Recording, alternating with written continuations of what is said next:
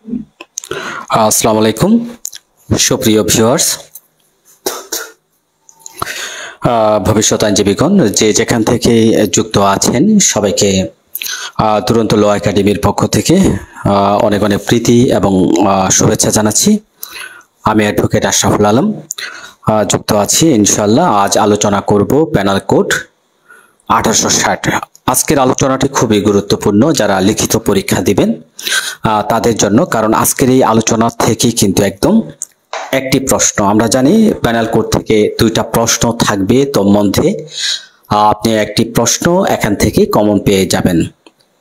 তো দেখেন এখান থেকে আত্মরক্ষার অধিকার বলতে কি বোঝায়। আত্মরক্ষার, ধরেন একটা প্রশ্ন হলো এরকম,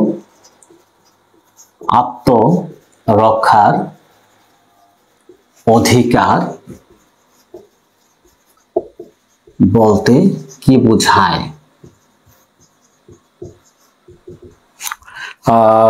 আত্মরক্ষার অধিকার প্রয়োগের ক্ষেত্রে শরীর ও সম্পত্তি রক্ষার জন্য কখন আক্রমণকারীর মৃত্যু ঘটানো যেতে পারে। শরীর ও সম্পত্তি রক্ষার জন্য কখন আক্রমণকারীর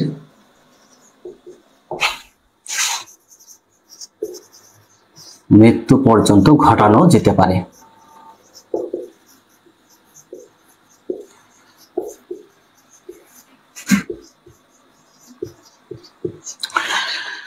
ধরেন আমরা এই প্রশ্নটি দিয়ে, সহজ একটি প্রশ্ন দিয়ে আমরা আমাদের আজকের এই ক্লাস শুরু করব। আরো অনেকগুলো বিষয় এখানে থাকবে। আজকে আমরা চতুর্থ অধ্যায়ের যে সকল প্রবলেমেটিক প্রশ্ন, যে সকল ধারা থেকে উদাহরণের মাধ্যমে আপনাকে প্রবলেমেটিক প্রশ্ন করতে পারে, সেই সকল ধারাগুলো আমরা জানবো, সেই সকল উদাহরণগুলো আমরা আজকের এই ভিডিওর মাধ্যমে ইনশাল্লাহ জানার চেষ্টা করব। তো এই মুহূর্তে প্রায় 86 জন যুক্ত আছেন। সবার কাছে অনুরোধ থাকবে, আজকের ক্লাস থেকে আপনি মনে করবেন প্যানেল কোডের দুইটি প্রশ্ন থাকে। প্যানেল কোডে দুইটি প্রশ্ন থাকে। কয়টি প্রশ্ন? দুইটি। উত্তর করতে হবে একটি। উত্তর করতে হবে একটি।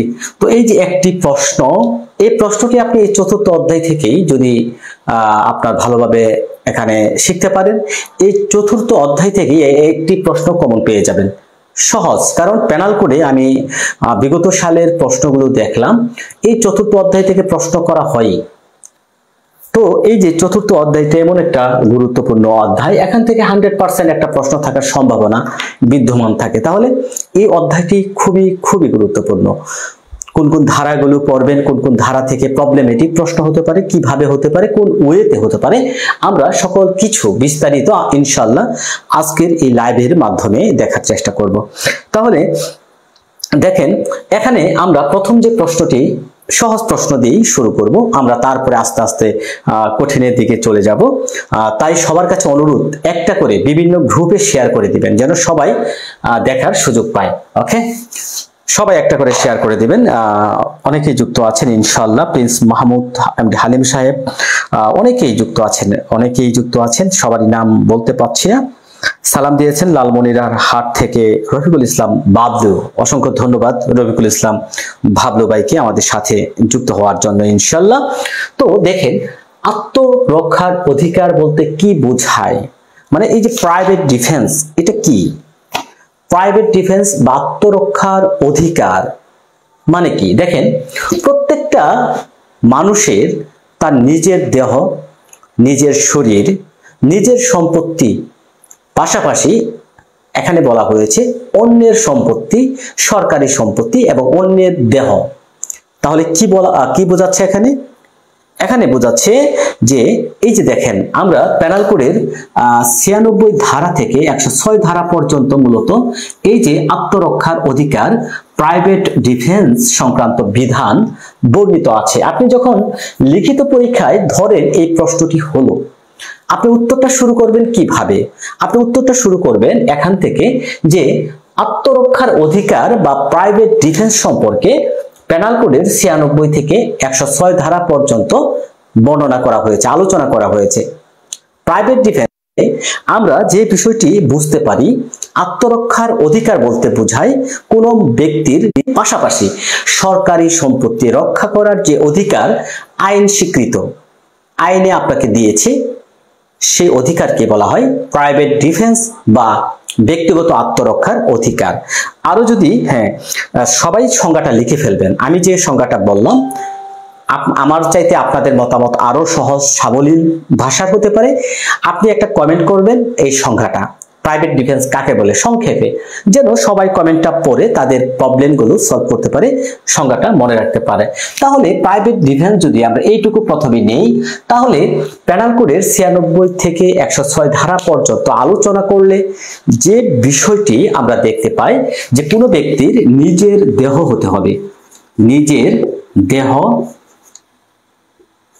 অপরের দেহ। তাহলে নিজের দেহ বা সম্পত্তি আপনি ধরতে পারেন, নিজের দেহ সম্পত্তি, অপরের দেহ সম্পত্তি, এবং সরকারি সম্পত্তি, সরকারি সম্পত্তিও আপনি ধরতে পারেন। এই যে এই বিষয়গুলো, নিজের দেহ মানে শরীর, দেহ মানে এই যে আমার একটা বডি, যখন একজন আক্রমণকারী আমাকে হত্যা করার জন্য আসবে তখন কিন্তু আমার এই যে আইন স্বীকৃত 96 থেকে 106 ধারা পর্যন্ত যে প্রাইভেট ডিফেন্সের যে অধিকারটা আমাকে দিয়েছে, এটা আমি অ্যাপ্লাই করতে পারবো। যেমন ধরেন 100 ধারাতে, পেনাল কোডের 100 ধারাতে নিজের শরীর রক্ষা করার জন্য আপনি কি করতে পারেন, এখানে মোট 6টি ক্ষেত্রের কথা বলা হচ্ছে। মোট 6টি ক্ষেত্রে আপনি যে কোনো ব্যক্তির, একজন ব্যক্তি যখন আপনাকে আক্রমণ করবে, 6টি ক্ষেত্র আছে এখানে 100 ধারাতে, তখন আপনার নিজের দেহকে রক্ষা করার জন্য, ধরেন আপনাকে কেউ আক্রমণ করলো, গুরুতর আঘাত করতে পারে, আপনাকে হত্যা করার উদ্দেশ্যে আক্রমণ করলো, তখন আপনি কিন্তু আপনার নিজের দেহ এবং নিজের শরীর এবং সম্পত্তি, যেমন ধরেন 103 ধারাতে সম্পত্তির কথা বলা হচ্ছে 4টি ক্ষেত্রে। তাহলে কোনো ব্যক্তি একজন ব্যক্তি তার নিজের দেহ রক্ষা করার জন্য, যখন একজন আক্রমণকারী তাকে হত্যা করার জন্য আক্রমণ করবে, তখন তার নিজের দেহ রক্ষা করার জন্য যে কোনো ডিফেন্স তিনি নিতে পারবেন। 100 ধারাতে যে 6টি ক্ষেত্রের কথা বলা হচ্ছে, ওই 6টি ক্ষেত্রে যে কোনো একটি যখন লক্ষণীয় হবে, তখন কিন্তু আক্রমণকারীর মৃত্যু পর্যন্ত ঘটানো যাবে। এটাই হচ্ছে প্রাইভেট ডিফেন্স। তাহলে আমরা সংজ্ঞাটা যদি দেখি, আত্মরক্ষার অধিকার বলতে কি বোঝায়? আত্মরক্ষার মানে কি? নিজের দেহ, নিজের সম্পত্তি রক্ষার যে অধিকার, সেটাই হচ্ছে আত্মরক্ষার অধিকার। অনেকেই কিন্তু চমৎকার কিছু কমেন্ট দিচ্ছেন, সংজ্ঞা দিচ্ছেন। যেমন শিমু সুলতানা, নিজের শরীর ও সম্পত্তি রক্ষা করা প্রতিটি নাগরিকের মৌলিক অধিকার, এটা সংবিধান আইন স্বীকৃত। Very good. নিজের রক্ষা করার জন্য আইনে যে বিশেষ সুবিধা প্রদান করা হয়েছে তাই হচ্ছে আত্মরক্ষার অধিকার। তানভীর আহমেদ। এমনি নাহিদ জামান যে কথাটি বলছেন, নিজের জানমাল অপরের জানমাল এবং পাশাপাশি সরকারি সম্পত্তি রক্ষার্থে মারাত্মক আক্রমণের বিরুদ্ধে প্রতিহত করা হয়, তাকে বলা হয় আত্মাকে অধিকার বলে, মানে আত্মরক্ষার অধিকার বলে। তাহলে অনেক চমৎকার কিন্তু আমরা সংজ্ঞা দেখতে পাচ্ছি, এগুলোই আপনি পরীক্ষার হলে লিখে দিয়ে আসেন, নো প্রবলেম। অন্যের আক্রমণ হতে নিজের দেহ, নিজের শরীরকে রক্ষা করার অধিকার হচ্ছে প্রাইভেট ডিফেন্স। তাহলে দেখেন আমরা কিন্তু অনেকগুলো সংজ্ঞা এখানে দেখে ফেললাম। তাহলে অন্য কোনো ব্যক্তির বা আক্রমণকারীর আক্রমণের হাত থেকে আপনার নিজের দেহ, নিজের সম্পত্তি, অপরের দেহ, অপরের সম্পত্তি, অপর কোনো ব্যক্তি, আপনার চোখের সামনে যখন দেখবেন অপর একজন ব্যক্তিকে হত্যা করার জন্য অন্য কোনো ব্যক্তি আক্রমণ করবে, ওই আক্রমণকারীকে আপনি প্রতিহত করতে পারবেন। তাহলে নিজের দেহ, আক্রমণকারীর আক্রমণের হাত থেকে নিজের দেহ, নিজের শরীর, অপরের দেহ, অপরের শরীর এবং সরকারি সম্পত্তি, নিজের সম্পত্তি, অপরের সম্পত্তি, সরকারি সম্পত্তি রক্ষা করার যে অধিকার, তাকেই বলা হয় প্রাইভেট ডিফেন্স বা আত্মরক্ষার ব্যক্তিগত অধিকার। ওকে, আশা করি আপনারা পারবেন। তাহলে আমরা দেখেন এখানে আত্মরক্ষার ব্যক্তিগত অধিকার কয়টি ক্ষেত্রে প্রয়োগ করা যায়। আমরা জানি আত্মরক্ষার ব্যক্তিগত অধিকার সর্বমোট হচ্ছে 10টি ক্ষেত্রে আপনি প্রয়োগ করতে পারবেন। এখানে 10টি ক্ষেত্রে প্রয়োগ করে আপনি একজন আক্রমণকারীকে মৃত্যু পর্যন্ত ঘটাতে পারবেন। লক্ষ্য করুন যে শরীর ও সম্পত্তি রক্ষা করার জন্য কখন আক্রমণকারীর মৃত্যু পর্যন্ত ঘটানো যেতে পারে। অর্থাৎ দেখেন প্রশ্নে কি বলা হচ্ছে, আপনাকে প্রশ্নে চাচ্ছে কি, এই প্রশ্নটি কি চাচ্ছে, এই প্রশ্নতে চাচ্ছে শরীর ও সম্পত্তি রক্ষার জন্য কখন আক্রমণকারীর মৃত্যু পর্যন্ত ঘটানো যেতে পারে। এই প্রশ্নটির উত্তর দিতে হলে আমাদেরকে যেতে হবে দেখেন 96 থেকে আমরা দেখব যে ব্যক্তিগত আত্মরক্ষার অধিকার কোনো অপরাধ, মানে ব্যক্তিগত আত্মরক্ষার ক্ষেত্রে অধিকার প্রয়োগকালে যখন আপনি ব্যক্তিগত আত্মরক্ষার জন্য কোনো অধিকার প্রয়োগ করবেন তখন কোনো কাজই আপনার অপরাধ হবে না। এটা হচ্ছে 96 ধারা। আপনি 96 ধারা দিয়ে শুরু করতে পারেন। যে পেনাল কোডের 96 ধারাতে যে বিষয়টা বলা হচ্ছে, ব্যক্তিগত আত্মরক্ষার ক্ষেত্রে যে কোনো অধিকার আপনি প্রয়োগ করবেন সেটা কিনা, সেটা কোনো অপরাধ নয়। তবে একজন ব্যক্তিকে, আক্রমণকারীকে, দেখেন আক্রমণকারীকে মৃত্যু পর্যন্ত ঘটানো যায়। আক্রমণকারীকে মৃত্যু পর্যন্ত ঘটানো যায় কখন?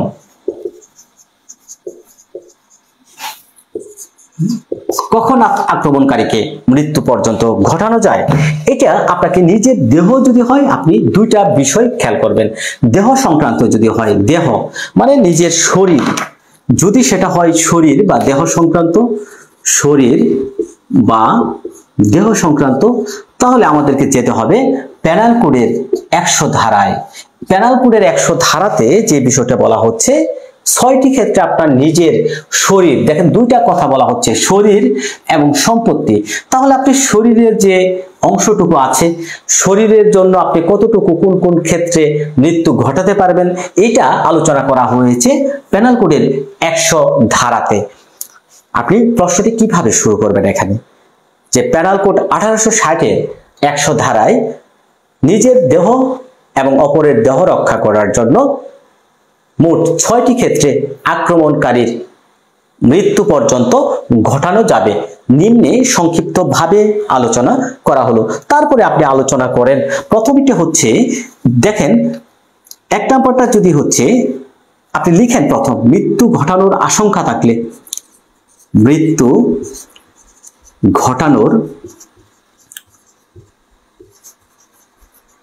আশঙ্কা থাকলে দাঁড়িয়ে দিয়ে দেন। তো তারপরে এটুকু আপনি ব্যাখ্যা করেন যে কোনো আক্রমণকারী কোনো ব্যক্তিকে আক্রমণ করার জন্য এমন ভাবে উদ্যত হলো, সে আক্রমণকে প্রতিহত না করলে তাহলে তার মৃত্যু ঘটার আশঙ্কা বিদ্যমান, মৃত্যু অনিবার্য। তাহলে তাকে কি করতে হবে? সেই মুহূর্তে তিনি তার নিজেকে রক্ষা করার জন্য আক্রমণকারীর মৃত্যু পর্যন্ত ঘটাতে পারে। তাহলে 100 ধারার প্রথম যে এটা, মৃত্যু ঘটানোর আশঙ্কা যখন বিদ্যমান থাকে তখন নিজের দেহ রক্ষা করার জন্য আক্রমণকারীর মৃত্যু পর্যন্ত ঘটানো যাবে। ওকে, তাহলে 2 নম্বর দেখেন, গুরুতর জখম হওয়ার আশঙ্কা বিদ্যমান থাকলে, গুরুতর জখম হওয়ার আশঙ্কা বিদ্যমান থাকলে,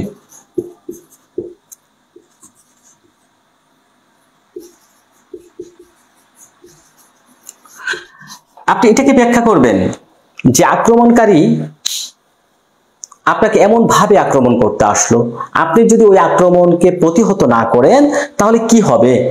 আপনার গুরুতর গ্রিভিয়াস হার্ট গুরুতর জখম হওয়ার আশঙ্কা বিদ্যমান। সেক্ষেত্রে আপনি তার প্রাইভেট ডিফেন্সটা প্রয়োগ করে আক্রমণকারীর মৃত্যু পর্যন্ত ঘটানো যাবে। ওকে, তাহলে 3 নাম্বার দেখি, ধর্ষণ বা রেপের উদ্দেশ্যে। দেখেন এটা মহিলাদের বিশেষ একটা অধিকার, যারা মহিলা আছেন তাদের এটা হচ্ছে একটা বিশেষ অধিকার। কোনো মহিলাকে যদি কোনো আক্রমণকারী ধর্ষণের অভিপ্রায়ে আক্রমণ করে, কিসের অভিপ্রায়ে? ধর্ষণের অভিপ্রায়ে আক্রমণ করে, তাহলে কি ওই ব্যক্তিকেও 100 ধারার যে ক্ষমতাটা দেওয়া হয়েছে তার মৃত্যু পর্যন্ত ঘটানো যাবে। তারপরে 4 নাম্বারটা হচ্ছে অস্বাভাবিক কামনা চরিতার্থ করার হীন উদ্দেশ্যে আক্রমণ। অস্বাভাবিক কামনা চরিতার্থ করার জন্য,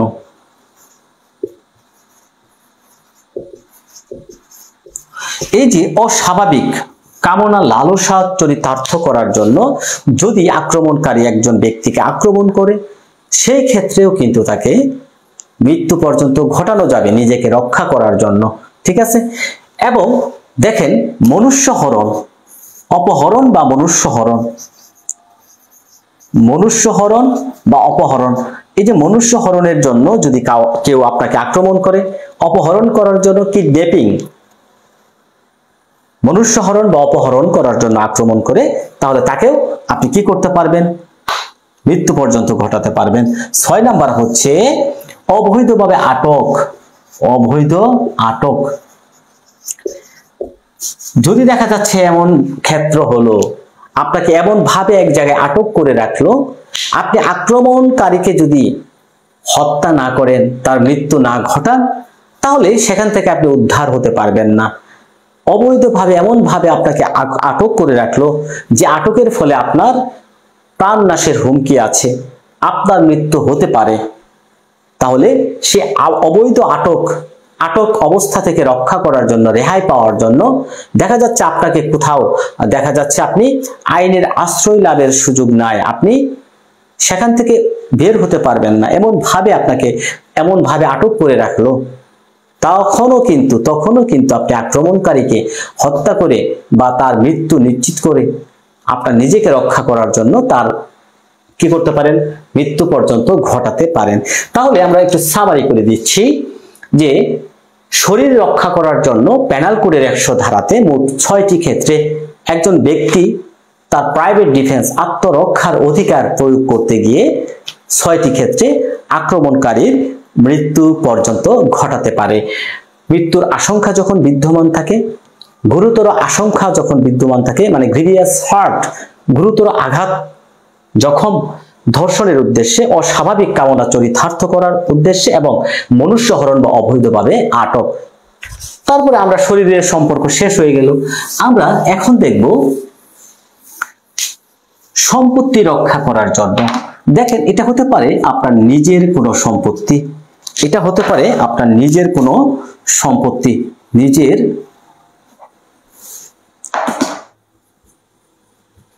নিজের সম্পত্তি, অপরের সম্পত্তি, তারপর কি সরকারি সম্পত্তি। এই যে নিজের সম্পত্তি, অপরের সম্পত্তি, সরকারি সম্পত্তি, এই 3টা সম্পত্তি। স্যার এই প্রশ্নটি 2024 সালে বিজিএস পরীক্ষায় আসছে, তাই এই প্রশ্নটি খুবই গুরুত্বপূর্ণ। শেখ নান্নু মিয়া বলছেন, হ্যাঁ চমৎকার এই প্রশ্নটি, সেই কারণেই খুবই আমি ওইভাবে আলোচনা করতেছি যেন আপনারা বিষয়টা বুঝতে পারেন। ঠিক আছে। দেখেন আপনার নিজের সম্পত্তি, অপরের সম্পত্তি, সরকারি সম্পত্তি রক্ষা করার জন্য কখন একজন আক্রমণকারীকে মৃত্যু পর্যন্ত ঘটানো যায়, এটা যেহেতু দেখেন 2024 সালে রিসেন্টলি যে বিজিএস পরীক্ষাটি শেষ হলো, সেই পরীক্ষাটি এই প্রশ্নটি করা হয়েছে, তো মোস্ট ইম্পর্টেন্ট একটা প্রশ্ন। সো আমি মনে করি আপনারা যদি ক্লাসটা মনোযোগ দিয়ে দেখেন তাহলে হয়ে যাবে। তো এই যে দেখেন নিজের সম্পত্তি, অপরের সম্পত্তি এবং সরকারি সম্পত্তি, এই 3টি রক্ষা করার জন্য আক্রমণকারীর মৃত্যু পর্যন্ত ঘটানো যাবে কোন ক্ষেত্রে, কোথায় বলা হয়েছে? এটা বলা হয়েছে পেনাল কোডের 103 ধারাতে। পেনাল কোডের 103 ধারাতে বলা হচ্ছে মোট 4টি ক্ষেত্রের কথা। আপনি উত্তরটা কিভাবে লিখবেন? আপনি নিজের সম্পত্তি, অপরের সম্পত্তি, সরকারি সম্পত্তি রক্ষা করার জন্য যখন একজন আক্রমণকারীকে মৃত্যু পর্যন্ত ঘটানো যায়, নিম্নে সংক্ষিপ্তভাবে আলোচনা করা হলো। দাড়ি দিয়ে লিখেন পেনাল কোডের 103 ধারায় মোট 4টি ক্ষেত্রে আক্রমণকারীর আক্রমণের হাত থেকে রক্ষা করার জন্য, নিজের সম্পত্তি রক্ষা করার জন্য অথবা সরকারি সম্পত্তি আক্রমণকারীকে মৃত্যু পর্যন্ত ঘটালেও কোনো অপরাধ হবে না। এটাই হচ্ছে প্রাইভেট ডিফেন্সের অন্যতম একটা বৈশিষ্ট্য। এই যে 4টি ক্ষেত্র, কোন কোন 4টি ক্ষেত্রে দেখেন। একটা আবার বলা হচ্ছে দস্যুতা। কেউ যদি আপনার সম্পত্তি দস্যুতা করতে আসে, দস্যুতা, সরকারি সম্পত্তি দস্যুতা করতে আসে, তাহলে কিন্তু আপনি সেই দস্যুকে কি করতে পারবেন, মৃত্যু পর্যন্ত ঘটালেও পেনাল কোডের 103 ধারাতে বলা হচ্ছে কোনো অপরাধ হবে না, কোনো অপরাধ হবে না। ওকে, তারপরে আমরা যদি দেখি 2 নম্বরে কি বলা হচ্ছে, দেখেন 2 নম্বরে বলা হচ্ছে রাতে ঘর ভেঙে অনুপ্রবেশ। রাতের বেলায় ঘর ভেঙে, রাতের বেলায় ঘর ভেঙে ঘরে প্রবেশ, ঘরের দরজা জানালা ভেঙে, দরজা তারপরে হচ্ছে জানালা ভেঙে প্রবেশ।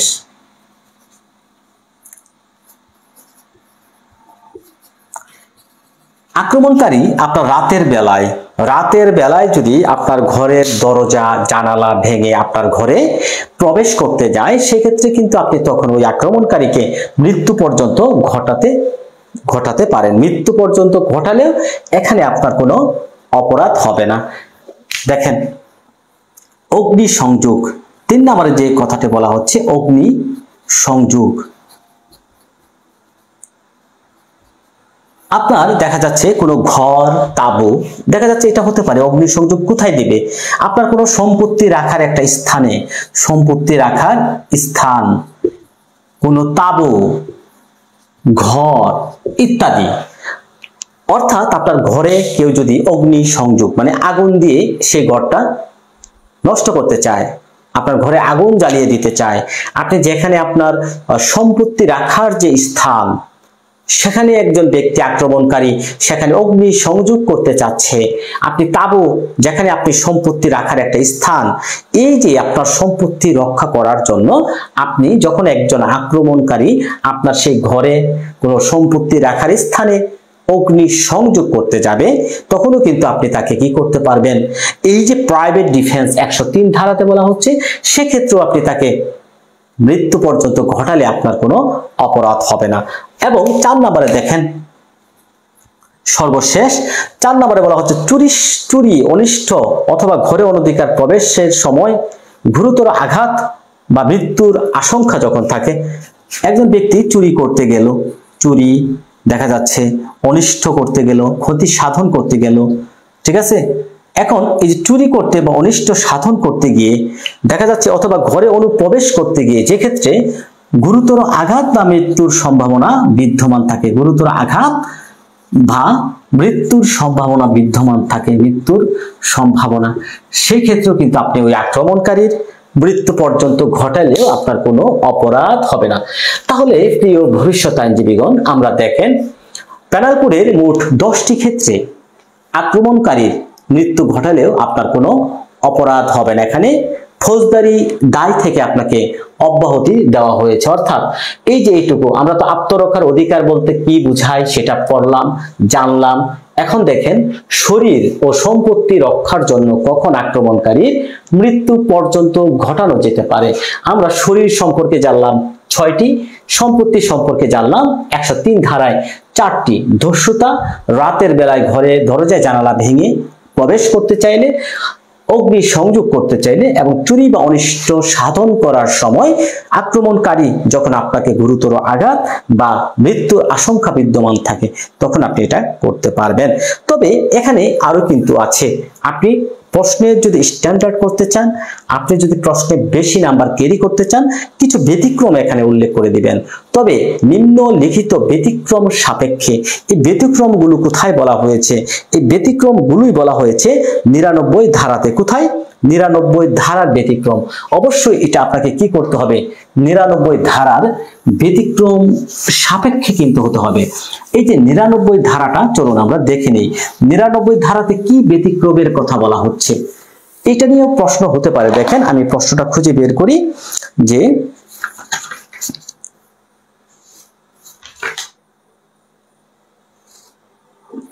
ব্যক্তিগত আত্মরক্ষার অধিকার প্রয়োগ করা যায় না কোন কোন ক্ষেত্রে, অথবা আত্মরক্ষার অধিকার প্রয়োগের ক্ষেত্রে বাধা নিষেধ আলোচনা করুন। আত্মরক্ষার অধিকার প্রয়োগের ক্ষেত্রে বিধি নিষেধ, বাধা নিষেধ কি, বা আত্মরক্ষার অধিকারের ব্যতিক্রম কি, এইগুলো প্রশ্ন হতে পারে। তাহলে এই যে আত্মরক্ষার অধিকারের যে ব্যতিক্রম বা বিধিনিষেধ এটা হয়েছে কোথায়? এটা বলা হয়েছে 99 ধারাতে। আপনারা দেখবেন 99 ধারাতে যে কথাটা বলা হয়েছে, যেসব কাজের বিরুদ্ধে আপনার ব্যক্তিগত আত্মরক্ষার অধিকার প্রয়োগ করা যাবে না। প্যানেল কোডের 99 ধারাটা খুবই গুরুত্বপূর্ণ। যে সকল ক্ষেত্রে আপনার আত্মরক্ষার অধিকার প্রয়োগ করা যাবে না।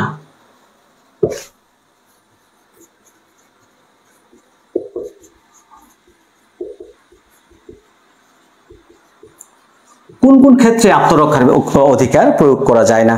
96 থেকে 106 এর মধ্যে 99 দ্বারা ব্যতিক্রম সাপেক্ষ হইবে। হ্যাঁ, জালালিতি, ভেরি গুড, চমৎকার। জালালিতি রুহুল আমিন বলছেন দস্যুতা। ওকে, 99 দ্বারা হচ্ছে সীমাবদ্ধতা। এই সীমাবদ্ধতা আপনাকে মানতে হবে, ব্যতিক্রম মানতে হবে। যে সকল ক্ষেত্রে আত্মরক্ষার ব্যক্তিগত অধিকার প্রয়োগ করা যাবে না। কোন কোন ক্ষেত্রে যাবে না? দেখেন, যেসব কাজের বিরুদ্ধে, যে সকল ক্ষেত্রে, যেসব কাজের বিরুদ্ধে ব্যক্তিগত আত্মরক্ষার অধিকার প্রয়োগ করা যাবে না। দেখেন, এই যে 99 ধারার প্রথমে যে কথাটা বলা হচ্ছে যে সরকারি কর্মচারী তার দায়িত্ব বা কর্তব্য পালনকালে কৃত কোনো কাজের বিরুদ্ধে আত্মরক্ষার অধিকার প্রয়োগ করা যাবে না। দেখা যাচ্ছে একজন সরকারি কর্মচারী, সরকারি কর্মচারী, সরকারি কর্মচারীর দায়িত্ব বা কর্তব্য পালনকালে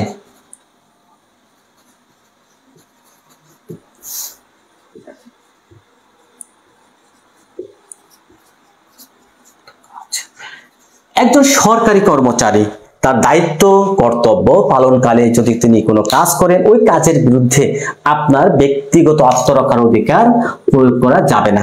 ওকে, এমনও হতে পারে দেখা যাচ্ছে এই সরকারি কর্মচারীর নির্দেশে অন্য কোনো ব্যক্তি যখন, দেখেন বলা হচ্ছে সরকারি কর্মকর্তার নির্দেশে যদি কেউ কোনো কাজ করে তাদের বিরুদ্ধেও আপনি আত্মরক্ষার অধিকার প্রয়োগ করতে পারবেন না।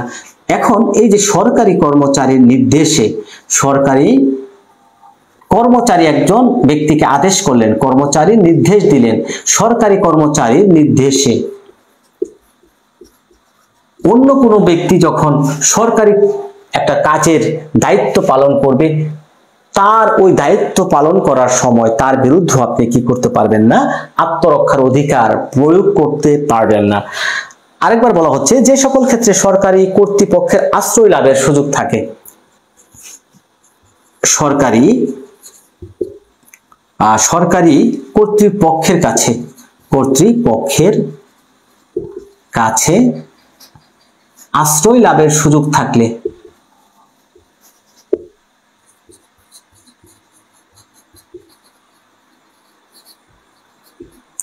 দেখেন, দেখা যাচ্ছে একজন ব্যক্তি আপনাকে দাঁড়িয়ে এমন ভাবে আক্রমণ করার জন্য আসলো, আপনি পাশে একজন পুলিশ দাঁড়িয়ে আছে, আপনি ওই পুলিশের নিকট দৌড় দিয়ে গেলেন এবং সেই পুলিশ কিন্তু আপনাকে সেভ করতে পারবে। এবং একটা বিষয়, তখন পরিস্থিতি এমন যে আক্রমণকারী যখন আপনাকে হত্যা করার জন্য আসবে, পাশে একজন পুলিশ আছে, আপনি যদি সেই পুলিশের নিকট যান তখন পুলিশ কিন্তু আপনাকে সেভ করতে পারবে। দেখা যাচ্ছে সরকারি কর্তৃপক্ষ একজন, পুলিশ একজন সরকারি কর্তৃপক্ষ, সেই ক্ষেত্রে আপনি কি করলেন না, সেই কর্তৃপক্ষের কোনো সাহায্য চাইলেন, আপনি নিজে কি করলেন, তাকে কিল করে ফেললেন, আক্রমণকারীকে হত্যা করে ফেললেন। কিন্তু দেখেন, আপনি ইচ্ছা করলেই সেই পুলিশের কাছে গিয়ে বা নিকটস্থ থানায় দৌড় দিয়ে গিয়ে আপনি কিন্তু আশ্রয় নিতে পারতেন, তখন কিন্তু আক্রমণকারী আপনাকে হত্যা করতে পারতো না। তাহলে অবশ্যই সরকারি কর্তৃপক্ষের কাছে যদি আশ্রয় লাভের সুযোগ থাকে, পর্যাপ্ত সুযোগ থাকে, তখন কিন্তু আপনি এটা পারবেন। প্রাইভেট ডিফেন্সটা তখনই প্রয়োগ করা যাবে যখন আপনার মুমূর্ষ অবস্থা, যে আপনি নিজেকে সেভ করার জন্য তাকে হত্যা করতেই হবে, এমন পরিস্থিতি, তখন কিন্তু প্রাইভেট ডিফেন্সটা প্রয়োগ করা যাবে। এবং সর্বশেষ দেখেন, প্রয়োজনের অতিরিক্ত এটা করা যাবে না। প্রয়োজনের অতিরিক্ত, হ্যালো যারা, হ্যাঁ 1 ঘন্টা পরে ফোন দেন, 1 ঘন্টা। দেখেন, প্রয়োজনের বেশি কি করা যাবে না? প্রয়োজনের বেশি আত্মরক্ষার অধিকার প্রয়োগ করা যাবে না। প্রয়োজনের বেশি আত্মরক্ষার অধিকার প্রয়োগ করা যাবে না।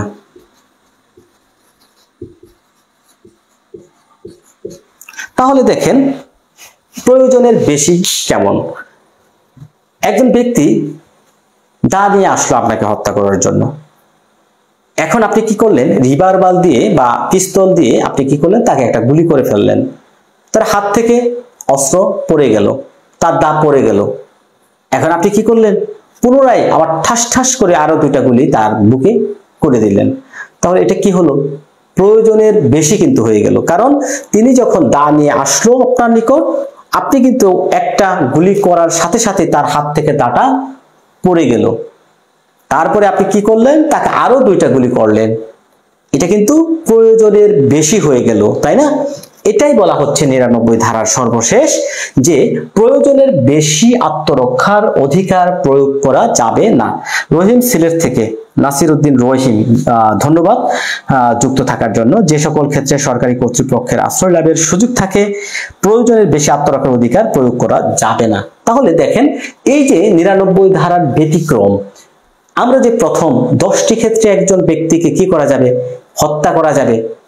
নিজের দেহ নিজের সম্পত্তি, অপরের দেহ অপরের সম্পত্তি, অর্থাৎ এক কথায় প্রাইভেট ডিফেন্স প্রয়োগ করতে গিয়ে মোট 10টি ক্ষেত্রে আপনি আক্রমণকারীর মৃত্যু ঘটাতে পারবেন। 100 ধারাতে 6টি, 103 ধারাতে 3টি। তবে এই যে মৃত্যু ঘটাবেন, আপনাকে কিন্তু এটা বিবেচনায় রাখতে হবে। এই ক্ষেত্রে কিন্তু ব্যতিক্রম। এই ক্ষেত্রে যদি হয়ে যায় তখন কিন্তু আপনি রেহাই পাবেন না, আপনার বিরুদ্ধে 302 ধারা মামলা হয়ে যাবে। দেখেন, সরকারি কর্মকর্তা তার দায়িত্ব সম্পাদনকালে কৃত কোনো কাজের বিরুদ্ধে প্রাইভেট ডিফেন্স এলাও হবে না। সরকারি কর্মচারীর নির্দেশে অন্য কোনো ব্যক্তি, অন্য কোনো পার্সন যদি একটা কাজ করে, তখন আপনি প্রাইভেট ডিফেন্স প্রয়োগ করতে পারবেন না। সরকারি কর্তৃপক্ষের কাছে যদি আশ্রয় লাভের সুযোগ থাকে, তখনও কিন্তু আপনি এটা করতে পারবেন না। এমনকি প্রয়োজনের বেশি আত্মরক্ষার অধিকারও প্রয়োগ করা যাবে না ৯৯ ধারা। আমি মনে করি 103, 100 এবং ৯৯ ধারা, 3টা ধারা থেকে প্রশ্ন হলে এখান থেকে হয়ে যাবে একটা। ওকে, মায়া হাসান শেয়ার দেওয়ার জন্য অসংখ্য ধন্যবাদ জানাচ্ছি। হোসেন ফাইজুল, যেমন আমার বাসার পাশে থানা ছিল, সেখানে আক্রমণকারী আসার আগেই আশ্রয় লাভের সুযোগ থাকা সত্ত্বেও আমি যদি সে আসার অপেক্ষা করি এবং উল্টো তাকে আঘাত করি, এখানে এটা আত্মরক্ষার অধিকার বলে গণ্য হবে না। হ্যাঁ, এটাও হতে পারে উদাহরণ। অনেকেই চমৎকার চমৎকার কমেন্ট দিচ্ছেন। সহজ আইনটাকে যখন আপনি ভালোবেসে পড়বেন, মনের মধ্যে পড়বেন, নেশায় পরিণত করবেন, আইনটা সহজ পানির মতো মনে হবে। চলুন আমরা এখান থেকে আর কি কি প্রশ্ন হয়েছে বিগত সালে লক্ষ্য করি। ঠিক আছে, অদ্যাবধি পর্যন্ত কি কি প্রশ্ন হয়েছে একটু খেয়াল করবেন সবাই। যে আত্মরক্ষার অধিকার বলতে কি বোঝায়? আত্মরক্ষার অধিকার প্রয়োগে শরীর এবং সম্পত্তি রক্ষার জন্য কখন আক্রমণকারীর মৃত্যু ঘটানো যাবে? এটা 18তম বিজিএস লিখিত পরীক্ষা গত বছর, হ্যাঁ 18তম বিজিএস লিখিত পরীক্ষায় এই প্রশ্নটি করা হয়েছে। ঠিক আছে, 4র্থ বিজিএস পরীক্ষায় হয়েছে, তারপরে হচ্ছে 8ম বিজিএস পরীক্ষায় এই প্রশ্নটি এসেছে। পরের প্রশ্ন, ব্যক্তিগত প্রতিরক্ষার অধিকার প্রয়োগকালে কৃত কোনো কাজই অপরাধ নহে। দণ্ডবিধির 96 ধারায় বিবৃতি এই বিধান ব্যতিক্রম ও প্রয়োগের সীমাবদ্ধতা আলোচনা করুন। দেখেন 2 নম্বর যে প্রশ্নটা, যে কি বলছে 2 নম্বর প্রশ্নটা দেখেন, ব্যক্তিগত আত্মরক্ষার অধিকার প্রয়োগকালে কৃত কোনো কিছুই অপরাধ নহে। দণ্ডবিধির 96 ধারার বিধৃত এই বিধানের ব্যতিক্রম ও প্রয়োগের সীমাবদ্ধতা আলোচনা করুন। তাহলে দেখেন আমরা মূল বিষয়টা কিন্তু এখানে শিখে ফেললাম। আত্মরক্ষার অধিকার বলতে কি বোঝায় এটা আপনাকে আলোচনা করতে হবে। তারপরে 96 ধারাতে যে কথাটা বলা হচ্ছে, আপনি ব্যক্তিগত আত্মরক্ষার অধিকার যখন প্রয়োগ করবেন, আপনি যত রকমের কাজই করেন সেটা অপরাধ হবে না। তবে ব্যতিক্রম হচ্ছে 99 ধারা, সেটা ব্যতিক্রম সাপেক্ষে আপনাকে করতে হবে। তারপরে 96 ধারা আলোচনা করলেন, তারপরে আপনি 99 ধারা আলোচনা করে দিবেন। ওকে, নো প্রবলেম। ঠিক আছে, আচ্ছা এখন একটা প্রবলেমেটিক প্রশ্নে চলে যাচ্ছি। মেহেদি হাসান, অসংখ্য ধন্যবাদ স্যার, আপনাকে ওয়েলকাম জানাচ্ছি আমাদের দুরন্ত ল একাডেমির স্পেশাল এই ক্লাসে। কারণ আমাদের স্পেশাল ক্লাসগুলো প্রাইভেট হয়, আজকে হঠাৎ করেই